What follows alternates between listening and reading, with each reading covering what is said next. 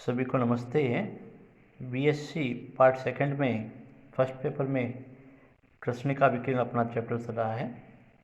इसके पिछले वीडियो में हमने विकिरण से संबंधित परिभाषाएं, कृष्णिका एवं विकिरण दाब के बारे में चर्चा की थी।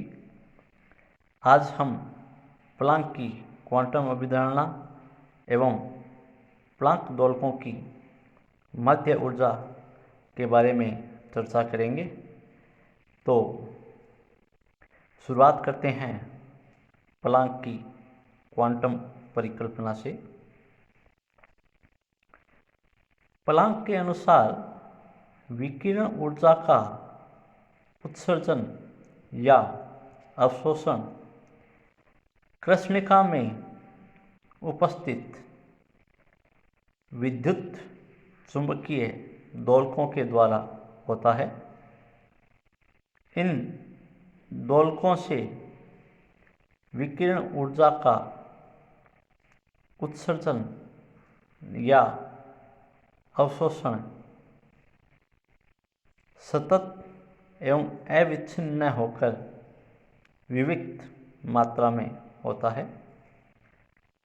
प्रत्येक दोलक न्यूनतम विविक्त ऊर्जामान E0 के किसी एक पूर्णांक गुणज के बराबर होता है, अर्थात E0 या 2 E0 या 3 E0 up to n E0 के बराबर ऊर्जा का या तो अवशोषण कर सकता है या उत्सर्जन कर सकता है। न्यूनतम विविक्त मान जिसका दोलक विनिमय कर सकता है, यह न्यूनतम मान क्वांटम कहलाता है। और यह सिद्धांत जो है प्लांक का, यह प्लांक का क्वांटम सिद्धांत कहलाता है, जिसमें मूलभूत ऊर्जा क्वांटम का मान E0 बराबर h न्यू होता है। यहाँ न्यू जो है ये दोलक आवृत्ति है, जबकि h प्लांक नियतांक है। इस प्लांक नियतांक का मान हम शुरू से पढ़ते आए हैं, वही है 6.62 गुणा 10 की घात -34 जूल गुणा सेकेंड।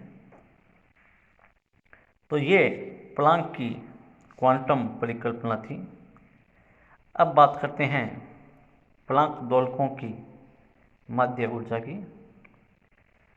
किसी कृष्णिका से उत्सर्जित विकिरण की ऊर्जा की गणना हेतु प्लांक ने मैक्सवेल-बोल्ट्जमान सांख्यिकी का उपयोग किया।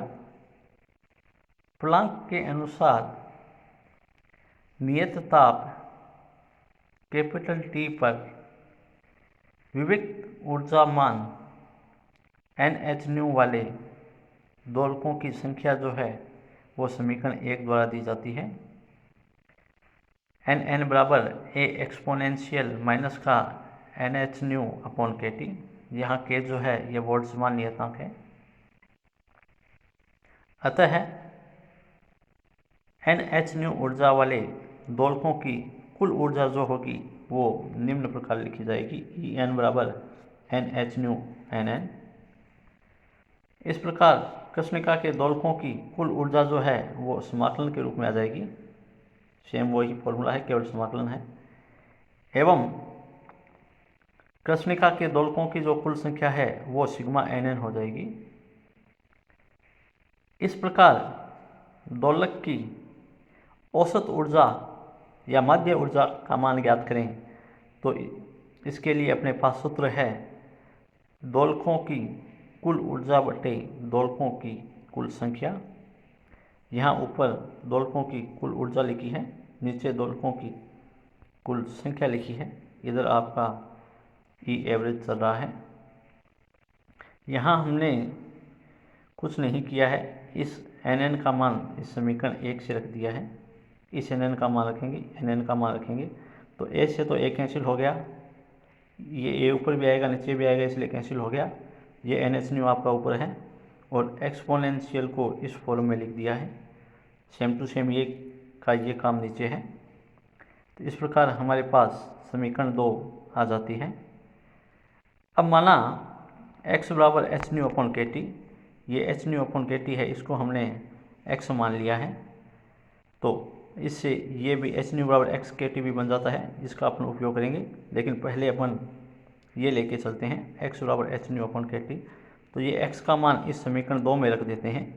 तो समीकरण 2 में यहाँ पे x आ जाएगा, यहाँ पे x आ जाएगा, तो हमें क्या मिलता है देखते हैं। ई एवरेज बराबर के T sigma n x exponential minus का n x upon sigma exponential minus का एन एक्स। यहाँ हमने इसका अवकलन रूप लिखा है sigma exponential minus n x को डी अपॉन डी टी के रूप में। तो ये इंटीग्रेशन एक्सपोनेंशियल माइनस का एन एक्स है समीकरण। यहाँ अवकलन का रूप लिख दिया है, अवकलन का रूप लिख के यहाँ x बाहर निकाल एक लिखा है, ये अवकलन रूप के लिए है।